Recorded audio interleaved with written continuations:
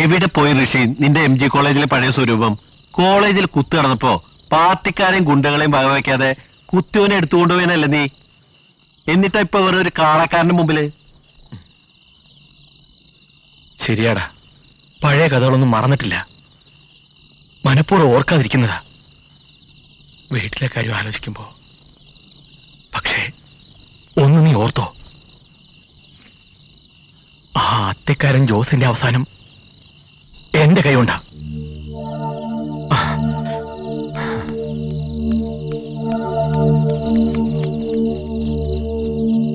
ക്ഷമിക്കണമെന്ന് പറയാൻ കൂടി എനിക്ക് വയ്യ. ഒരു വല്ലാത്ത സാഹചര്യത്തിൽ ഞാൻ വർക്കിച്ചിനെ ശപിച്ചു എന്നുള്ള സത്യ. പക്ഷേ ഒരിക്കലും ഇങ്ങനെയൊരവസ്ഥയിൽ ഞാൻ വർക്കിച്ചിനെ കാണാൻ ആഗ്രഹിച്ചിട്ടില്ല. വിചാരിച്ചതൊക്കെ നടത്തണമെന്ന് ആഗ്രഹിച്ചവനായി ഞാൻ. എല്ലാം വിധി. ശരിയാ, ഇനി ഓരോന്ന് ആലോചിച്ചിട്ട് എന്താ കാര്യം? വരുന്നതെല്ലാം നല്ലതിനൊന്നല്ലേ പ്രമാണം? തെറ്റ് ചെയ്യാത്ത മനുഷ്യരില്ല വർക്കിച്ച. ഓരോരോ സന്ദർഭങ്ങൾ വരുമ്പോ നമ്മൾ ഓരോന്ന് പഠിക്കുന്നു. വർക്കി പഠിക്കാൻ ഇത്തിരി വൈകി.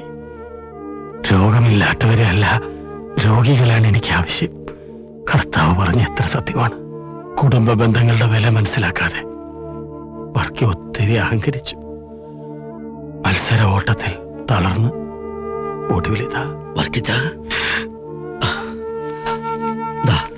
ഇതിരിക്കട്ടെ. എന്തെങ്കിലും ആവശ്യമുണ്ടോ? വെച്ചോളൂ. പണത്തിന് ബുദ്ധിമുട്ടുള്ള സമയമല്ലേ. ഒരു ഉയർച്ചയ്ക്കൊരു താഴ്ചയുണ്ട്, ഒരു താഴ്ചയ്ക്കൊരു ഉയർച്ചയും. വർക്കിച്ചിന് ഇനിയും ഉയരും. ഈശോയെ, കാര്യം കുട്ടപ്പൻ ആളൊരു പഞ്ചാരയാണെന്നും പാരയാണെന്നൊക്കെ നാട്ടുകാർ പറയും. പക്ഷേ ഒരു കാര്യം മനസ്സിലാക്കണം, എന്റെ മനസ്സിൽ ഇത്തിരി നന്മ ബാക്കിയുണ്ട്. കുട്ടപ്പൻ ഈ പറയുന്നതൊക്കെ സത്യമാണോ? എന്താ അന്നമ്മേടത്തി, ഒരാപത്ത് വരുമ്പോ കുട്ടപ്പൻ കളവ് പറയോ? ഞാൻ എന്റെ കണ്ണുകൊണ്ട് കണ്ടതാ. മൂസയുടെ ചങ്ങാതി റഹീമിന്റെ കയ്യിൽ നിന്ന് ജോസ് പണം എണ്ണി എണ്ണി വാങ്ങുന്നത്. അമ്മച്ചി, നമ്മളിനി എന്ത് ചെയ്യും? തോമസ് ഊട്ടി ലിസി സോഫിയതറിഞ്ഞ ദൈവമേ. ഞാൻ ഈ വിവരം ഋഷിയും ഗോപിമാഷിനെ അറിയിച്ചിട്ടുണ്ട്. അവരും വേണ്ട ചെയ്യാതിരിക്കില്ല. സമാധാനമായിട്ടിരിക്കും.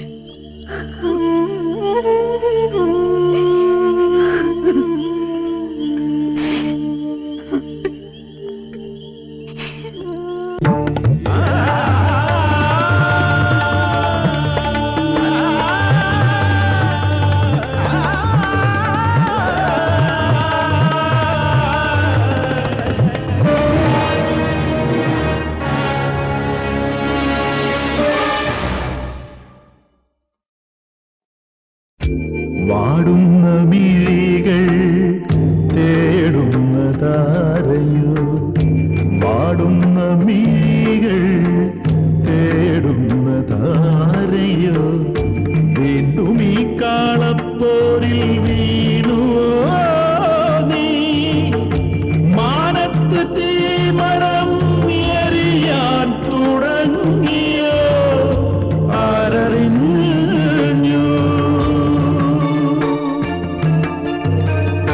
ഇരുളുന്നു കൂടാരം ജീവന്റെ പൈങ്കിളി, മുറിവേറ്റു വീണു പോയി നിന്റെ മോഹം. കണ്ണീർ തുടയ്ക്കുവാൻ കയ്യാൽ തലോടുവാൻ കനിയുമോ കാണാത്ത സ്വർഗരാജ്യം? കനിയുമോ കാണാത്ത സ്വർഗരാജ്യം?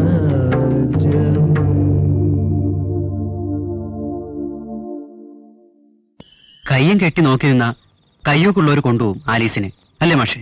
ജോസ് തേനിക്കാരനല്ലേ, ഞാൻ പള്ളിപ്പുറത്തുകാരനാ. ആരാ ആലീസിനെ കൊണ്ടുപോകാന്ന് മാഷ് നോക്കിയോ? ഗോപി മാഷേ, അല്പസ്വല്പമൊക്കെ രാഷ്ട്രീയം കൂട്ടിനുള്ളതുകൊണ്ട് പറയാന്ന് വിചാരിക്കരുത്. മാഷ് പോയാളെ വിളിച്ചിട്ട് കൊണ്ടുവരണം. അത്രയ്ക്കങ്ങ് പോണോ മാഷേ? നാലാളെ അറിയിച്ചിട്ട് നടത്തിയാ പോരെ? അതല്ല മാഷേ, ആർക്കെ പറഞ്ഞതിന് കാര്യമുണ്ട്. മാഷന്മാരെന്ന് പറഞ്ഞ് നമ്മൾ താണുകൊടുത്ത നമ്മുടെ തലയിക്കല്ലേ മറ്റുള്ളവര്. ഇനി മുണ്ടുമുറുക്കിയോട് ഇറങ്ങിയാലേ ശരിയാവൂ. മാഷ് ഇത്രയും ധൈര്യം സംഭരിച്ചെങ്കിൽ ഇനി വൈകിക്കൂടാ. വൈകിക്കൂടെന്നല്ല, ഒട്ടും വൈകിക്കൂടാ. ആ ജോസ് അവരുടെ മർമ്മത്തിൽ തന്നെ കുത്തിയിരിക്കുക. അയാൾ ആ കാളെ അറക്കാൻ കൊടുക്കാൻ പോവുക. ആ കാള അവരുടെ ജീവനാണ്. ഇപ്പൊ നമ്മളതിനെ ചെറുത്തില്ലെങ്കിൽ എനിക്കെന്റെ ആലീസിന് നഷ്ടമാവും. നാളെ അയാൾ അതിന് വിട്ടില്ല. അയാൾക്ക് അതിന് കഴിയില്ല. തീർച്ച.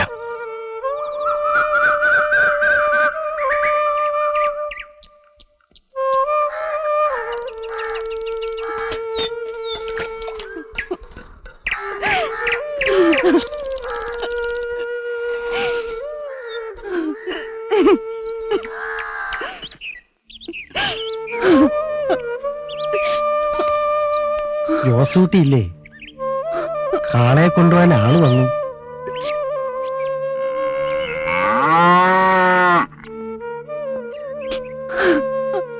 ഒന്നും വിചാരിക്കരുത്. ജോസൂട്ടി പറഞ്ഞ പൈസ റഹീം എണ്ണി കൊടുത്തിട്ടുണ്ട്. എനിക്കിഷ്ടമുണ്ടായിട്ടല്ല, ജോസ് നിർബന്ധിച്ചിട്ടാ. കഴിച്ചോ. വേണ്ട മൂസാക്ക, ഞങ്ങളുടെ കാളെ കൊണ്ടുപോവല്ലേ. ഈ ജോസ് അഡ്വാൻസ് വാങ്ങിച്ചെങ്കിൽ കാളെ കൊടുക്കാനും അറിയാം. വരി അടച്ച് വണ്ടിക്ക് കിട്ടുവോ, അറുത്ത് നിൽക്കുവോ, എല്ലാത്തിന്റെ ജാട തീരണം.